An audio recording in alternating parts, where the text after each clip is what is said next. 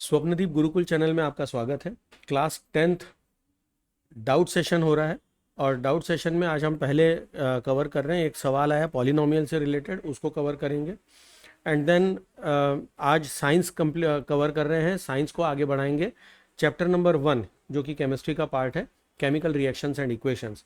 So to start with हम लोग एक डाउट को कवर कर रहे हैं। एक बच्चे ने डाउट पूछा है k² + 4x² + 13x + 4k अगर कोई पॉलिनोमियल है और इसके रूट्स हैं reciprocal to each other, roots बताए गए हैं कि are reciprocal to each other, find the value of k, ये सवाल है। चलिए, तो ऐसी स्थिति में क्या करना चाहिए? सबसे पहले तो आपको यहाँ ध्यान देना है, सभी बच्चे ध्यान दें। यहाँ पर हमें ये ध्यान देना है कि इसकी पावर है 2, मतलब डिग्री 2 है। डिग्री 2 है मतलब इसमें दो रूट्स हैं। दो रूट्स हैं तो एक को हम ले लेते हैं अल्फा, दूसरे को लेते हैं beta. But given that one of the root is reciprocal of other, मतलब बीटा को हम क्या ले लें? 1/अल्फा। एक अल्फा है तो दूसरा 1/अल्फा है। ठीक है। अच्छा, फिर बात आती है सम ऑफ रूट्स। तो alpha plus beta is equal to -b/a होता है फॉर अ गिवन स्टैंडर्ड में। अब यहाँ पर क्वाड्रेटिक है तो I will write a standard quadratic equation ax² + bx + c। इस स्थिति में ये रिलेशनशिप बनती है and alpha into beta is equal to c/a।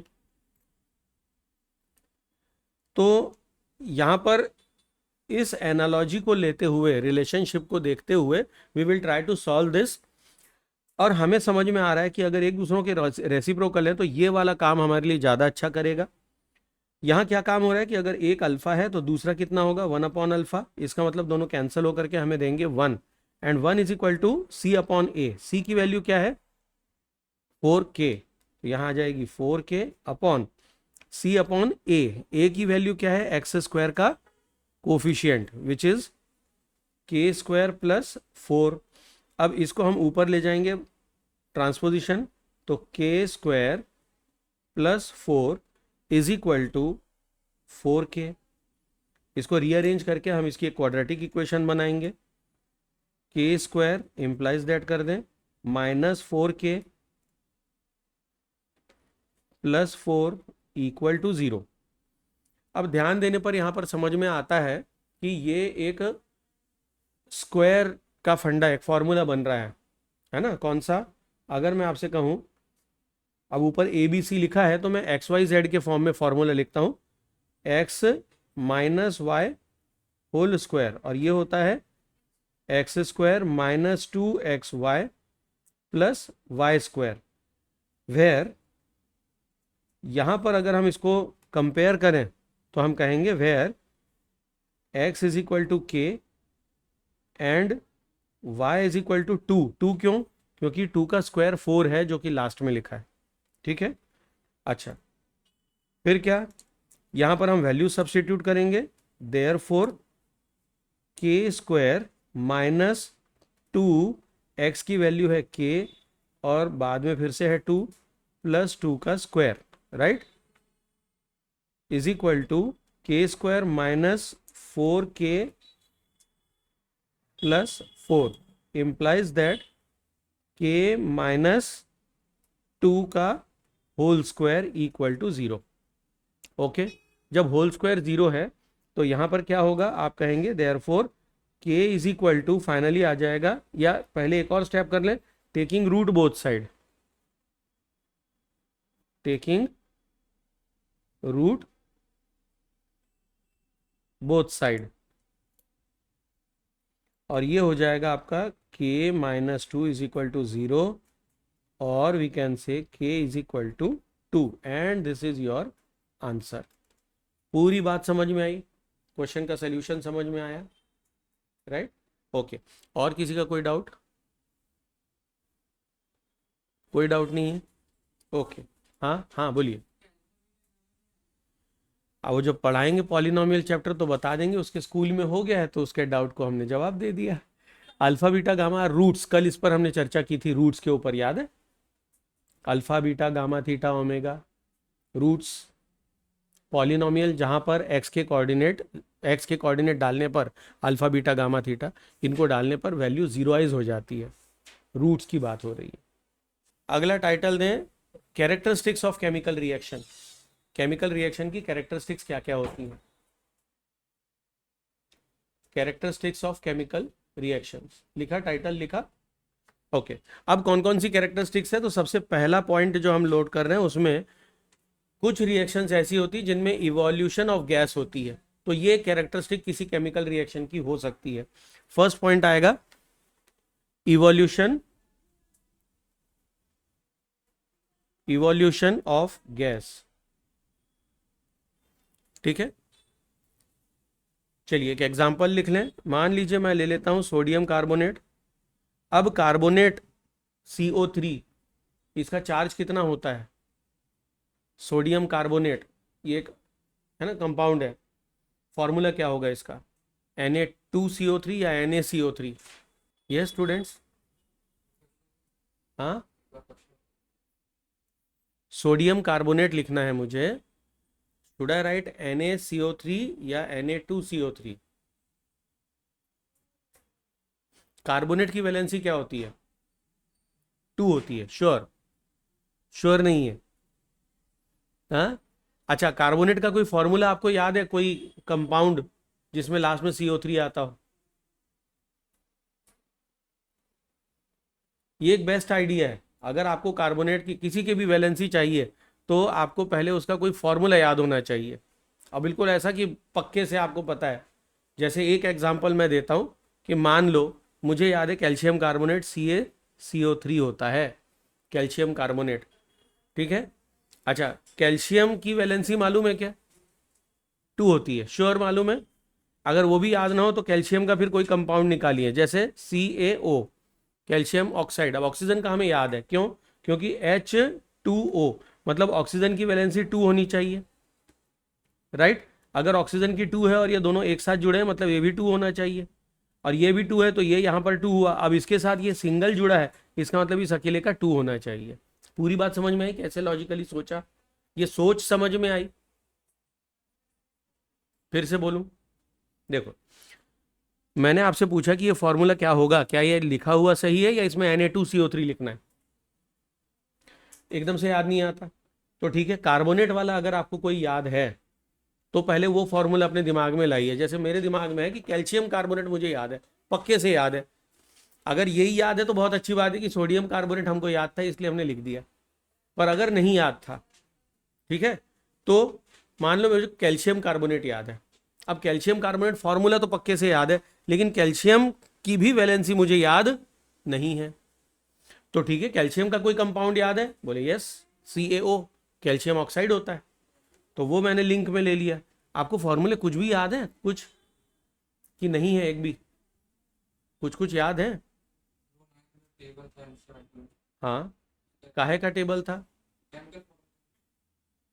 फॉर्मूलों का, कि वैलेंसीज वाला वो लिस्ट थी?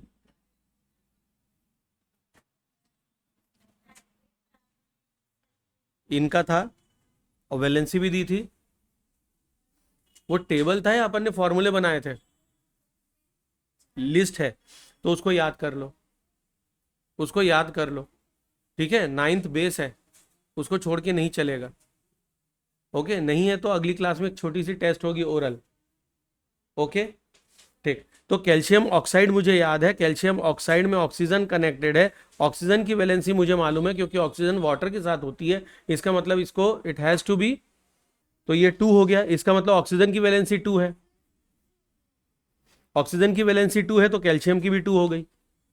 अब कैल्शियम की जब हमें 2 मालूम है और वो बराबरी से जुड़ा है, इसका मतलब तो कैल्शियम और कार्बोनेट ये दोनों बराबरी में लगे हैं, कार्बोनेट एक है, कैल्शियम एक है, ठीक है। इसका मतलब जो वैलेंसी कैल्शियम की वही कार्बोनेट की होनी चाहिए।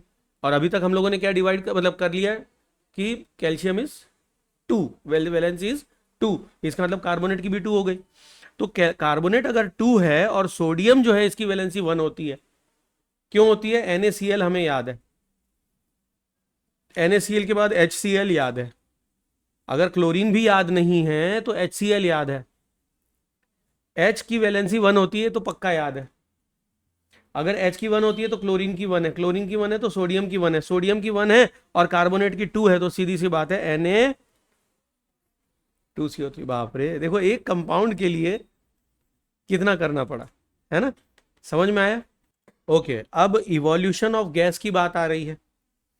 तो इवोल्यूशन ऑफ गैस में अगर मैं इसको सोडियम कार्बोनेट को मैं रिएक्ट करता हूं HCl के साथ, ठीक है, सोडियम कार्बोनेट ये सॉलिड होता है, HCl ये गैस है। अगर गैस है तो इसका नाम क्या होगा?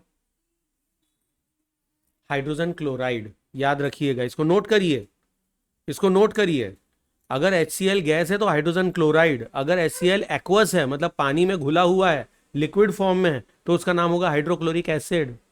फर्क है दोनों में, एक है हाइड्रोक्लोरिक एसिड और अभी ये गैसियस फॉर्म में बड़ा स्टेबल है, ठीक है, तो इसका नाम होगा हाइड्रोजन क्लोराइड। ठीक। अच्छा, इनका जब रिएक्शन होता है, और हमेशा एक पॉइंट अब याद रखेंगे, एक और नोट याद रखें, कार्बोनेट जब भी आपको दिखाई दे तो इस रिएक्शन में कार्बन डाइऑक्साइड रिलीज होती है। क्या बोला मैंने? अगर आपको किसी भी रिएक्शन में कार्बोनेट का कंपाउंड दिखाई देता है तो वो डेफिनेटली क्या होगा? कार्बन डाइऑक्साइड को रिलीज करेगा। ये बात समझ में आई? तो आपको बिल्कुल कॉन्फिडेंस के साथ सबसे पहला बाई प्रोडक्ट CO2 तो लिखा ही लेना चाहिए। अब सोचो आगे क्या रिएक्शन होगी। तो अगली रिएक्शन, चूंकि यहां पर क्लोरीन है एंड वी हैव सोडियम, तो ये बहुत अच्छी जोड़ी होती है, because sodium is highly electro positive in nature. जो जो नहीं मालूम है पॉइंट्स लिखते जाओ, इसको नोट्स कहते हैं, मैं बार बार नहीं बताऊंगा। Sodium is highly electro positive in nature and chlorine is highly electro negative in nature, ये याद रखें। और इसीलिए इनकी जोड़ी बिल्कुल ऐसी है जैसे जय और वीरू की जोड़ी है शोले पिक्चर में। शोले मूवी देखी है? नहीं इतनी यार, शोले नहीं देखी, चलो कोई बात नहीं, है ना। ये मतलब अच्छी दोस्ती है कुल मिलाकर। तो आपको अगली मतलब अगला स्टेप में क्या लिखना है भैया? NaCl एक ऑब्वियस प्रोडक्ट है। ओके, क्या बोला मैंने? सबसे पहला पॉइंट क्या बोला? जहां कार्बोनेट दिखाई दे वहां आप कार्बन डाइऑक्साइड रिलीज कर दे। तो पहला बाई प्रोडक्ट मैंने क्या लिख दिया? Carbon dioxide. फिर क्या किया? सोडियम दिख रहा है, क्लोरीन दिख रहा है, सीधी सी बात है, सोडियम और क्लोरीन ये आपस में कनेक्ट हो जाएंगे और आपको मिलेगा NaCl। अब NaCl जब आपको मिल गया, अब क्या क्या बचा देखो, आपके पास इसमें से एक ऑक्सीजन बचा है और इधर से एक हाइड्रोजन बचा है। अब इन दोनों से मिलकर कौन सा कंपाउंड बनेगा जो स्टेबल है? Answer is water. जोर से बोलो बेटा, कॉन्फिडेंस रखो। हाँ, H2O, यस। तो बनी बात यहां पर आ जाएगा H2O। ये बात क्लियर हुई? देखो क्या है, रिएक्शंस याद करने की चीज नहीं है, समझने की चीज है, इसको समझो। ठीक है, अभी 9 तक आपने क्या किया? इक्वेशंस को रटा, है ना। ये फॉर्मूलों तो याद करना ही पड़ेगा, कैसे बन रहे हैं, क्या बन रहे हैं, कौन से फॉर्मूले को क्या नाम है, नाम तो याद करना पड़ेगा, नाम का कोई रेमेडी नहीं है, ठीक है। लेकिन रिएक्शन कैसे होती है वो समझना जरूरी है। तो यहां क्या हुआ? Evolution of gas. ओके, एक और एग्जांपल लिखना चाहे तो लिख सकते हैं। लेट अस टेक, मान लीजिए मैं एक मेटल ले लेता हूं, कौन सा ले लूं? कैल्शियम ले लेता हूं, ठीक है। और अब की बार मैं एक एसिड ले लेता हूं, लेट अस टेक HCl, या मैं HNO3, कौन सी ले लूं? HCl is okay? HCl okay है या HNO3 ले लूं? नाइट्रिक एसिड, जो आप कहें, सल्फ्यूरिक एसिड, कौन सा लूं? HCl ठीक है, जो सस्ता सुंदर टिकाऊ मिले, है ना। नहीं, पूछते समय और सीखने के लिए तो कठिन से कठिन पूछा करो, और परीक्षा में लिखते समय ये सोचो कि मैं भैया लिखूं कि गलत ना हो, ठीक है। नाइट्रेट ले लें, नाइट्रेट ले लेते हैं, चलिए। तो नाइट्रेट क्या है? HNO3, नाइट्रिक एसिड, ठीक है, HNO3। अच्छा, अब इनका रिएक्शन होगा, क्या बनेगा? नाइट्रेट वाला जो फॉर्म है NO3, ये चूंकि एसिड है मतलब एक्वस, एसिड मतलब होता है एक्वस, पानी में एसिड की सारी टेंडेंसी है, एसिड बेस सॉल्ट वाले चैप्टर में भी हम पढ़ेंगे, और उसका ये बेस फॉर्मेशन है। आप लोगों ने ये बात नोटिस की होगी कि जब मैं आपको मैथ्स भी पढ़ा रहा हूँ तो जो भी चैप्टर पढ़ा रहा हूँ उसके साथ आगे की चैप्टर्स की लिंक बता रहा हूँ कैसे जुड़े हुए हैं। इसी तरह से केमिस्ट्री में भी ये चैप्टर कैसे बाकी जो लोगों से जुड़ा हुआ है, और पूरा पढ़ने के बाद हमें लगेगा कि 3 चैप्टर तो हमने पढ़े ही नहीं, हमने एक ही चैप्टर पढ़ा है, एक ही चैप्टर पढ़ा है ना, जिसका नाम क्या है? Chemical reaction and equations involving acid base and salt with metal and non metal. ये तीनों चैप्टर मिलकर के एक निकल आएंगे आपके, ये सारे कंसेप्ट आपस में जुड़ते हैं।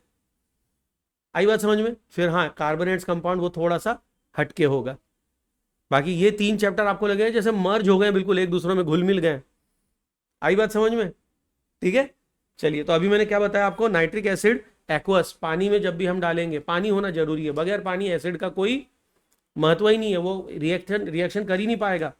नाइट्रेट, तो सीधी सी बात है, कैल्शियम जो है ये नाइट्रेट होता है electronegative in nature, hydrogen of course electropositive in nature. जब ये पानी में जाएगा तो HNO3, जब ये पानी में जाता है एक्वस सोल्यूशन, तो पानी में जाने के बाद पानी खुद क्या होता है, H plus and OH minus, इसमें स्प्लिटेड रहता है। ये क्या करेगा, इसको तोड़ देगा और तोड़ के H आयन में परिवर्तित कर देगा, H ion sorry, and we will get nitrate ion NO3। और ये जो पानी है ये इसको अपने ऊपर चढ़ा लेगा। अब बात आती है चढ़ा लेगा का क्या मतलब है, वो भी समझते हैं। इसको चढ़ा के ये बना लेगा H3O positive. I will just explain you, ये मैं आपको समझा रहा हूं, अब ध्यान से देखिए समझिए। पानी मतलब क्या है, ऑक्सीजन विद 2 हाइड्रोजन, यस और नो? ऑक्सीजन की वैलेंसी क्या है, 2 है। आउटर मोस्ट ऑर्बिट में कितने इलेक्ट्रॉन्स, 6 है ना। तो 1 2 3 4, ये 5 और ये 6, ठीक है। हाइड्रोजन का ये इलेक्ट्रॉन, हाइड्रोजन का ये इलेक्ट्रॉन, एग्रीड। यहां पर क्या हुई, शेयरिंग ऑफ इलेक्ट्रॉन्स। हाइड्रोजन ने एक इलेक्ट्रॉन ऑक्सीजन के साथ शेयर किया, अपनी जोड़ी पूरी बना ली। इधर भी हाइड्रोजन ने बना लिया, और हाइड्रोजन के साथ दोस्ती करके ऑक्सीजन ने अपने 8 पूरे कर लिए। गिन लो जरा, खुद के 6 और क्रॉस क्रॉस करके जो मैंने बनाया है। और ये जो स्ट्रक्चर दिखाने का तरीका है, इसको कहते हैं dot structure. To be more specific, Lewis dot structure. Very important question for class 10th board examination. Okay, आज बात समझ में आई? तो वेरी इंपॉर्टेंट डॉट स्ट्रक्चर समझना। अभी कैसे हुआ देखिए, डॉट स्ट्रक्चर मतलब मैंने आपको यहां पर ये बताया कि पानी का मॉलिक्यूल कैसे बना, शेयरिंग ऑफ इलेक्ट्रॉन्स के साथ। आई बात समझ में? ठीक है।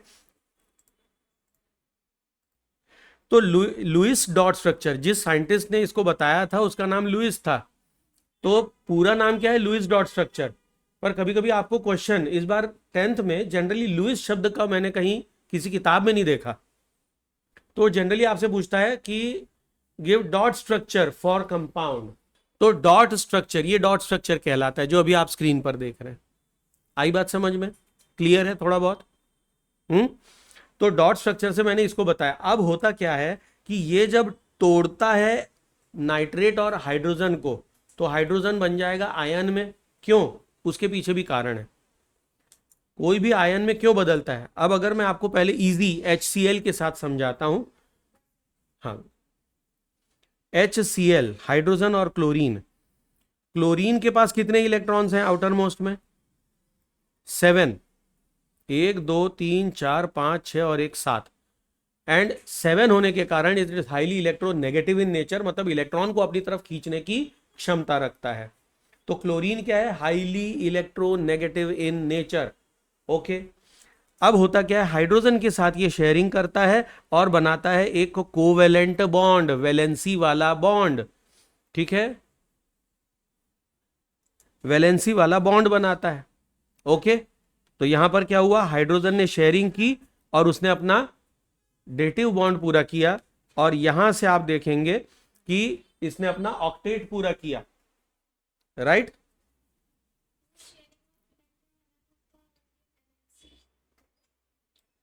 Good question. आपका सवाल क्या, कई बार माइक में आता नहीं इसलिए मैं सवाल आपका फिर से बोल रहा हूं।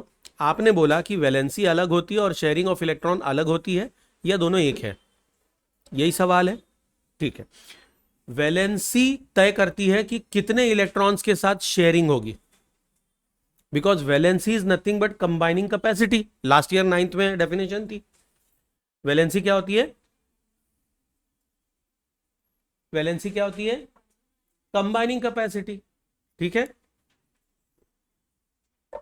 तो कंबाइनिंग कैपेसिटी, नाखून क्यों चबा रहे भैया, मत करिए ऐसा, है ना, तकलीफ हो जाएगी उंगली में। और आंखों की भाषा समझना सीखो ना। ठीक है, तो वैलेंसी तय करेगी। अभी ऑक्सीजन की वैलेंसी कितनी है, 2 है, तो ऑक्सीजन को कितने इलेक्ट्रॉन्स चाहिए, 2 चाहिए। कहां से लेगा, हाइड्रोजन से। तो आप ऊपर वाला डायग्राम अगर देखते हैं तो आप देखेंगे कि उसने 2 हाइड्रोजन से अपना कॉम्बिनेशन किया है, वैलेंसी 2 है, और कोवेलेंट बॉन्ड बना है। कितने कोवेलेंट बॉन्ड बने, 2, एक एक हाइड्रोजन के साथ। ठीक है, यहां पर क्लोरीन और हाइड्रोजन को देखिए, क्लोरीन की वैलेंसी 1 है, हाइड्रोजन की वैलेंसी 1 है, दोनों ने मिलकर एक शेयरिंग बनाई। तो शेयर्ड पेयर कितना है हमारे पास, 1। शेयर्ड वाला पेयर कितना है, 1। और वाटर में शेयर्ड पेयर कितने हैं, 2। कौन शेयरिंग कर रहा है, ऑक्सीजन एंड हाइड्रोजन शेयरिंग कर रहे हैं। आई बात समझ में। तो वैलेंसी डिसाइड करेगी कोवेलेंट बॉन्ड कितने बन सकते हैं। ओके, रिलेटेड हैं, पर ऐसे नहीं कि दोनों का मतलब एक ही है। ठीक है, वैलेंसी के कारण बॉन्ड बन रहा है, ये आप समझ लीजिए। कारक कोई है और कर्ता कोई है। एक है इनिशिएटर, कि अगर वैलेंसी नहीं होती तो रिएक्शन क्यों करता वो। अगर वैलेंसी 0 है तो किसी से रिएक्ट करेगा नहीं, उसकी वैलेंसी है, तो उस वैलेंसी को सेटिस्फाई करने के लिए वो किसी के साथ बॉन्ड बना रहा है, वो बॉन्ड कोवेलेंट बॉन्ड है। हाँ, मतलब एक है रोटी, दूसरी है भूख। अगर भूख है तो रोटी है, भूख मतलब वैलेंसी है, वैलेंसी है तो कोवेलेंट बॉन्ड है, फिर उसको रोटी से रिलेशन बनाना पड़ेगा। आई बात समझ में। सो दोनों एक नहीं है कि रोटी मतलब भूख, भूख मतलब रोटी, नहीं। एक कारक है, दूसरा करता है। ठीक है, आया समझ में। ठीक है, ओके। अब यहां पर क्या हुआ, H और Cl, इन दोनों में क्लोरीन सबसे ज्यादा इलेक्ट्रोनेगेटिव है। उसकी टेंडेंसी क्या है, इलेक्ट्रॉन को अपनी तरफ खींचने की। तो ये बदमाश क्या करता है, हाइड्रोजन का जो अपना खुद का ऑर्बिट है, उस ऑर्बिट से भी इलेक्ट्रॉन को अपनी तरफ खींच लेता है। और इतना अपने पास खींच लेता है कि कहता है भैया ये तो मेरा ही पार्ट है, ऐसी तैसी तुम तो निकलो, भाग लो तुम इधर से। तो जब ये ब्रेक होते हैं तो हाइड्रोजन अलग होकर के अपना इलेक्ट्रॉन छोड़ने के कारण, उसका प्रोटॉन तो उसके पास है, तो बना लेता है पॉजिटिव चार्ज। और क्लोरीन एक इलेक्ट्रॉन छीनने के कारण बना लेता है नेगेटिव चार्ज। ठीक है, इसी तरह से ऊपर हमने देखा नाइट्रिक एसिड, जब ये एसिड पानी में जाता है, ये ब्रेक हो जाता है into H ion and nitrate ion. ठीक है, अच्छा, अब मैं आपको बता रहा था कि पानी जो है वो H3O पॉजिटिव कैसे बनाता है। तो पानी की स्थिति यहां पर क्या है, उसके पास 2-2 इलेक्ट्रॉन्स की जोड़ी है। कितनी जोड़ियां हैं, 2 जोड़ियां हैं। ठीक है, और हाइड्रोजन इस वक्त क्या स्थिति में है, गरीब स्थिति में है। ठीक है, तो हाइड्रोजन क्या चाहता है, हाइड्रोजन जाता है और प्रार्थना करता है किससे, ऑक्सीजन से। बोलता है भैया इलेक्ट्रॉन दे दो भैया, हमारे पास तो एक भी नहीं है। ठीक है, ऑक्सीजन क्या करता है, ठीक है बोले दया माया पूरी है मेरे पास, तुम एक काम करो, मेरे एक पेयर अपने पास रख लो, एक पेयर अपने पास रख लो। मतलब ये ऐसा है जैसे किसी के पास मकान नहीं है रहने के लिए और इसने मकान दे दिया, तो क्या मकान उसका हो गया जो किराए से रहता है। इसका मतलब जब ये बॉन्ड बनेगा और कभी ब्रेक होगा तो शेयर्ड इलेक्ट्रॉन अपना वापस ले लेगा। इसको एक नए प्रकार का बॉन्डिंग कहते हैं, this is called as coordinate bond. क्या कहते हैं,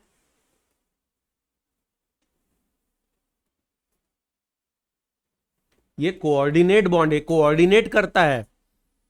अब कोऑर्डिनेट को कैसे दिखाते हैं, कि जो ऑक्सीजन है, इधर हाइड्रोजन इधर हाइड्रोजन, ये 2 इलेक्ट्रॉन इसको एरो के साथ हाइड्रोजन को दिया, और जब इसने इसकी गरीबी को देखकर अपने अपना मकान इसको रहने के लिए दिया, तो हाइड्रोजन ने बदले में इसको क्या दिया, ऑक्सीजन को अपना चार्ज, प्लस चार्ज है। प्लस चार्ज मतलब क्या दे दिया उसको, दुआएं दे दी। बोले ले लो भैया मेरी दुआएं तुम रख लो, अब मेरे को मकान दे दो। तो प्लस चार्ज किस पर आ गया, ऑक्सीजन पर आ गया। ठीक है, कोऑर्डिनेट बॉन्ड बना। कौन सा बॉन्ड बना है, तीसरे प्रकार का बॉन्ड देख रहे हैं हम लोग। एक है कोवेलेंट बॉन्ड, दूसरा होता है आयनिक बॉन्ड। आयनिक नहीं पढ़ा है क्या मैंने, अभी क्लास में आयनिक के ऊपर डिस्कशन नहीं हुआ है, चलिए कोई बात नहीं, अभी बता दूंगा मैं। और ये है कोऑर्डिनेट बॉन्ड। आई बात समझ में। अब होगा क्या, इसको हम कहते हैं, ये ओवरऑल शॉर्ट में कैसे लिखा जाता है बेटा, आप लोग पेन नहीं चला रहे, बहुत बुरी बात है, नोट्स बताने पड़ेंगे कि लिखिए। अब 10th में आ गए आप, जो बता रहा हूं आपको लग रहा है इंपॉर्टेंट है, नोट करिए। और इसको हम क्या लिखते हैं, या इसका इक्विवेलेंट फॉर्म क्या होता है, वी राइट H3O पॉजिटिव, इसका नाम है हाइड्रोनियम, HYDRONIUM, हाइड्रोनियम आयन, इसका नाम क्या है, हाइड्रोनियम आयन। ओके, तो when oxygen hydrogen rides over oxygen of water molecule, इसको कहते हैं हाइड्रोनियम आयन। ओके, इस रिएक्शन में क्या हुआ, हाइड्रोनियम आयन बना ऊपर वाली रिएक्शन में। हाँ, कुछ कहना, रिपीट करूं, कहां से, आयन से ना, ठीक है। बस आयन वाला पार्ट इतना ही है कि वाटर मॉलिक्यूल जो होता है, देखो एक अकेला आयन कभी भी अकेला रह नहीं सकता, आयन कभी भी एग्जिस्ट नहीं करता है, ये हमारी कॉपी में लिखा हुआ एग्जिस्ट करता है, बाकी वास्तविकता में आयन कभी भी एग्जिस्ट नहीं करता। क्यों नहीं करता, it is highly unstable, it is extremely unstable. तो ये अपने आप को स्टेबल करने के लिए क्या करता है, किसी ना किसी से कनेक्ट हो जाएगा, तुरंत तुरंत किसी से कनेक्ट हो जाएगा। ओके, कनेक्ट होने के लिए क्या करेगा, it will ride over water molecule. तो आप लिख सकते हैं कि H ion plus water gives hydronium ion H3O positive. ठीक है, ये तुरंत क्या करेगा, it will ride over oxygen of water molecule और बना देगा हाइड्रोनियम आयन। अब हाइड्रोनियम आयन है तो ये भी अनस्टेबल है, तो दो हाइड्रोनियम आयन पास में आएंगे तुरंत, और उनमें से हाइड्रोजन बनकर अलग हो जाएगा गैस H2, और पानी अलग से रिलीज हो जाएगा। पूरी बात समझ में आई? ठीक है, तो वाटर मॉलिक्यूल, इसमें से फाइनल रिएक्शन क्या होगी, हमने लिया था कोई रिएक्शन, क्या थी भाई ऊपर, HNO3, इसका रिएक्शन मैं किसी मेटल के साथ कराता हूं। अभी तक मैंने मेटल लिखा नहीं था, मैंने कहा था एसिड को हम किसी मेटल के साथ रिएक्ट कराएंगे। ठीक है, कौन सा मेटल ले लूं मैं, नहीं भैया, iron is not good metal. वाह क्या बात है, गोल्ड एंड आयरन नहीं। अब इसीलिए मैं आपसे कहूं कि क्लास 10th में ये आपका जो जवाब है ना, ये बताता है, प्रूव करता है कि मैं जो आप लोगों को पढ़ाता हूं पीरियोडिक टेबल, वो अब सिलेबस से हट गया है, वो पढ़ाना जरूरी है। पीरियोडिक टेबल में एलिमेंट नंबर 1 एंड 2 या ग्रुप नंबर 1 एंड 2 जिसको हम कहते हैं, उनके एलिमेंट्स को आप अभी यहां पर कंसिडर करेंगे। Please do not deal with elements which are in there in between. अभी आपको उसका नाम भी नहीं मालूम, उनको ट्रांजिशन एलिमेंट्स कहते हैं। Iron and gold and all other जो आप कह रहे हैं, ये सारे आते हैं ट्रांजिशन में, तो ये खतरनाक है, इनके बारे में अभी हमको नहीं पढ़ना है, इनकी अलग केमिस्ट्री होती है, थोड़ी डिटेलिंग में जाएगी। तो मैं आप लोगों को अभी दे देता हूं एक नाम, या तो मैं सोडियम लिख लूं, या मैग्नीशियम लिख लूं, या कैल्शियम लिख लूं, आप बताइए कौन सा लिख लूं। सोडियम ही सही है, बहुत बढ़िया। तो सोडियम एंड ऑफ कोर्स पानी के साथ ही ये रिएक्शन हो रही है, तो अलग से लिखने की आवश्यकता नहीं है, प्लीज बैठिए। ये एक्वस सोल्यूशन है, ठीक है। तो एक्वस सोल्यूशन में क्या होगा, हमें ये जब ब्रेक होगा तो this hydrogen it will be liberated as hydrogen gas, H2 gas बनके ये बाहर हो जाएगा, और NaNO3 ये मिल जाएगा, which is sodium nitrate. Okay, तो इवोल्यूशन ऑफ गैस, ये आज हम लोगों ने पढ़ा कि one of the characteristic of any chemical reaction could be evolution of gas, gas evolve हो रही है। ठीक है, समझ में आया? टॉपिक बहुत स्लोली आगे जा रहा है, लेकिन हम जितनी गहराई में जा रहे हैं उससे आगे के चैप्टर्स आपके इजी हो जाएंगे। ठीक है, ये जो रिएक्शन मैंने बताई है, same reaction I will be dealing in acid base reaction, उसमें मैं फिर से डील करूंगा। Same reaction will be dealt in metal and non metals, क्योंकि metal will react with acid. समझिए बात को, सब आपस में जुड़ा हुआ है। मेटल की रिएक्शन एसिड के साथ कैसी होती है, एसिड बेस सॉल्ट में हम पढ़ेंगे कि एसिड मेटल के साथ कैसे रिएक्ट करता है। और अभी हमने क्या पढ़ा, characteristic of chemical reaction in which evolution of gas is involved. आई बात समझ में?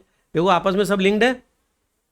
ठीक है, तो इस तरह से हमें समझ समझ के इसको करना है। चलिए आज यहाँ पर, हाँ बेटा, एक्यू मतलब एक्वस, एक्वस मतलब पानी, एक्वा, एक्वा शब्द कहां पर आता है, एक्वेटिक लाइफ, है ना, एक्वस मीन्स वाटर, ठीक है। हाँ हाँ, एक्वस सोल्यूशन बोलते हैं हम लोग, मतलब उसको हमने पानी में डाल दिया, पानी में डालने के बाद वो एक्टिवेट हो जाता है, ऐसे वो काम का नहीं है, ठीक है। चलिए तो आज यहाँ पर हम लोग क्लोज करेंगे टॉपिक को। So let's close for the day. Thank you students, take care, वंदे मातरम एंड जय हिंद।